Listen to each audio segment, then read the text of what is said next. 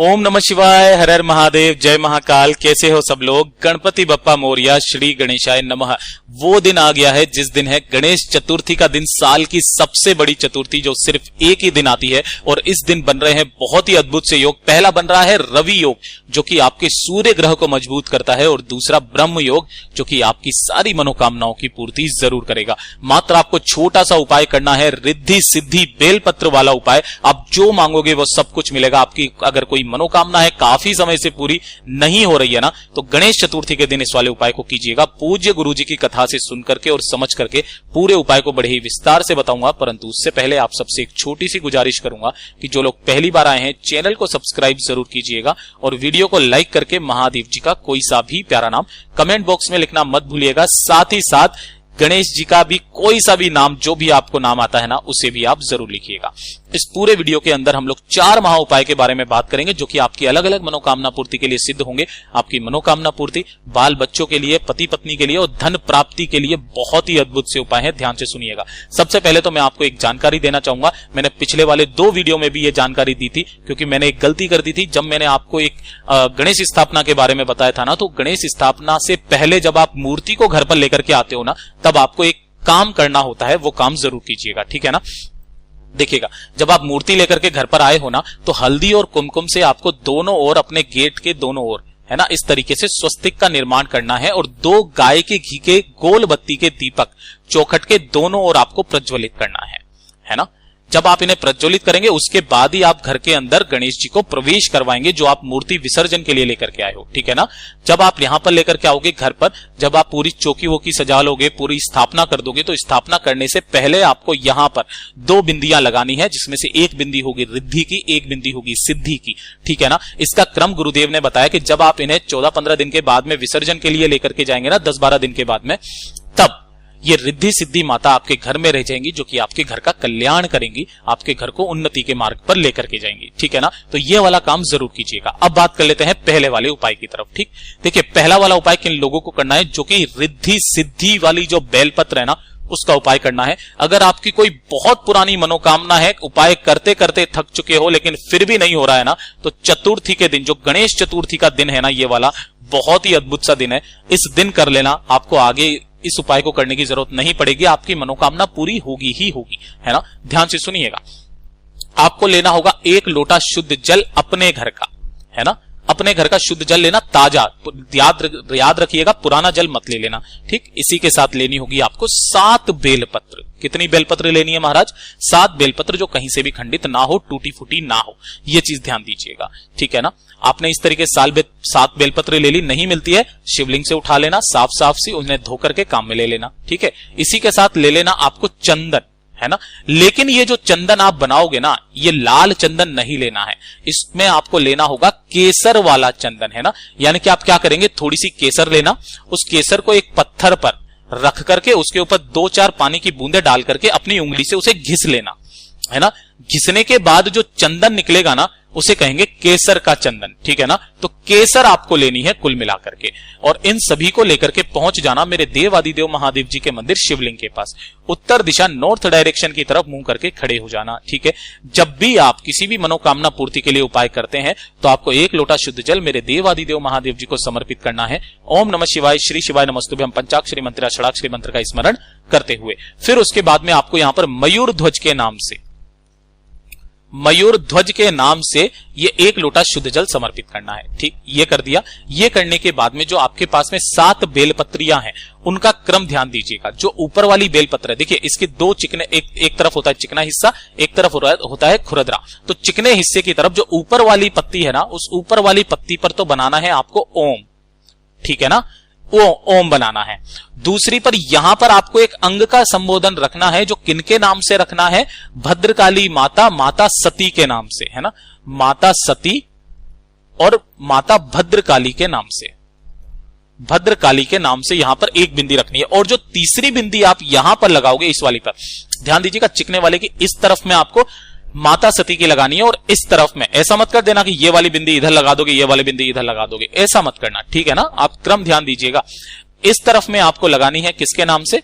रिद्धि सिद्धि के नाम से, रिद्धि सिद्धि के नाम से ये अंग का संबोधन लगा देना है। ये लगा दिया। 7 बेलपत्रियों पर आपको यही काम करना है। अब ऐसे करना, सबसे पहले एक बेलपत्री को यहां से उठा करके पकड़ना, पकड़ करके जो गणेश जी का स्थान होता है, चतुर्थी के दिन कर रहे हो, गणेश जी का जो स्थान होता है यहां पर आपको टच करवा करके उस बेलपत्र को महादेव जी की शिवलिंग पर आपको समर्पित करना है। इस तरीके से कि जो डंडी होगी वो रहेगी जलाधारी की तरफ, बड़ी वाली पत्ती रहेगी आपकी तरफ, क्योंकि आपका मुंह जो है उत्तर दिशा की तरफ है।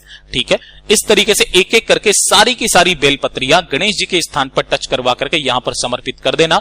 अपना दाहिना हाथ यहां पर 7 की 7 बेल पत्रियों पर रख के अपनी मनोकामना, अपना नाम और गोत्र बोल करके कह देना और वापस अपने घर की तरफ चले आ जाना। जैसे ही चतुर्थी का खत्म होता है ना, मेरा बाबा आपकी झोली खुशियों से भरेगा। गणेश जी महाराज की वजह से आपके घर में हमेशा रिद्धि सिद्धि माता प्रवेश करेंगे, आपकी सारी मनोकामनाएं पूरी होगी। ये हो गया पहला उपाय।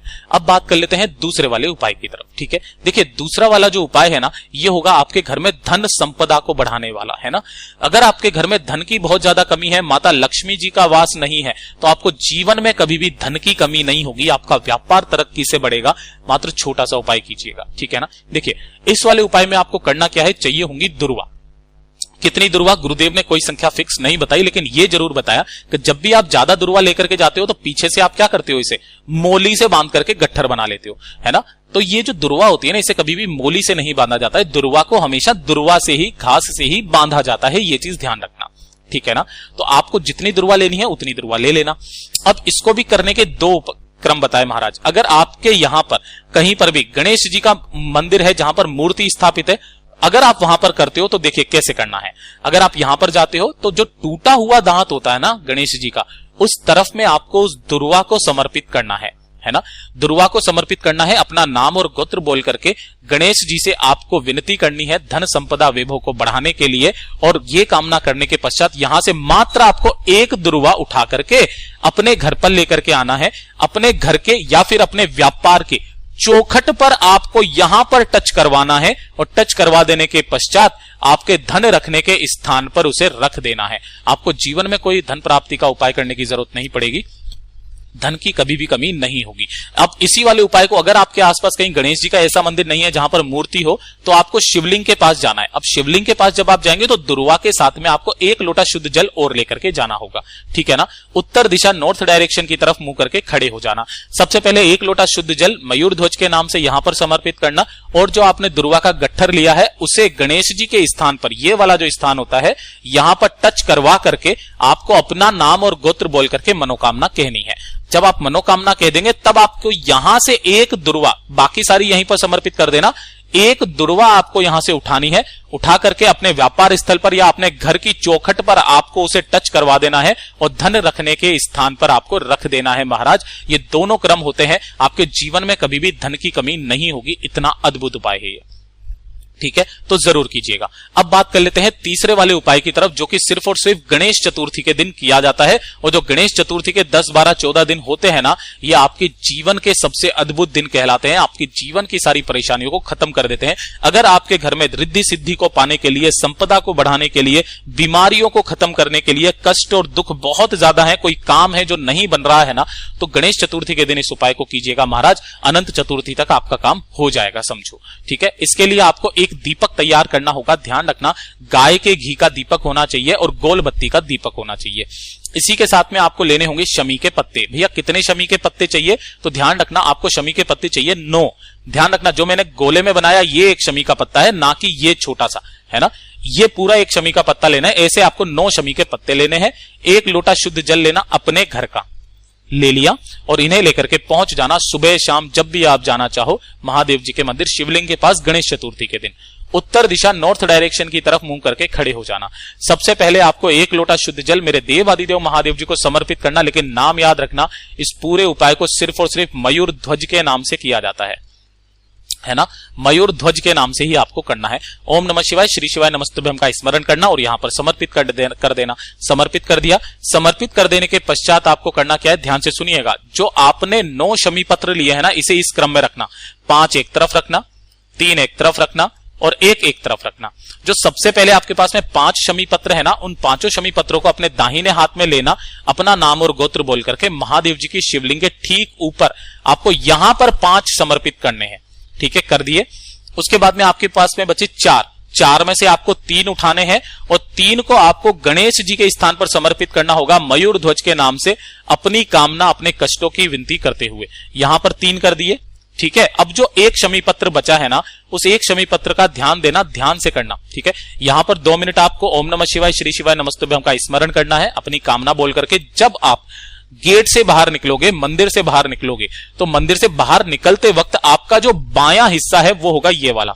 जब आप अंदर जाएंगे तब ये आपका दायां होगा। तो इस वाले हिस्से की तरफ आपने जो एक शमी पत्र लिया है, उस एक शमी पत्र को यहां पर समर्पित करना है और इसी की बगल में उस एक घी के दीपक को यहां प्रज्वलित करके वापस घर की तरफ चले आ जाना है। अनंत चतुर्थी तक आपकी जो भी कष्ट होंगे, पीड़ा होंगे, वो सारे खत्म हो जाएंगे, बीमारियां खत्म होगी, घर में संपदा, रिद्धि, सिद्धि आपके घर में बनने लगेगी।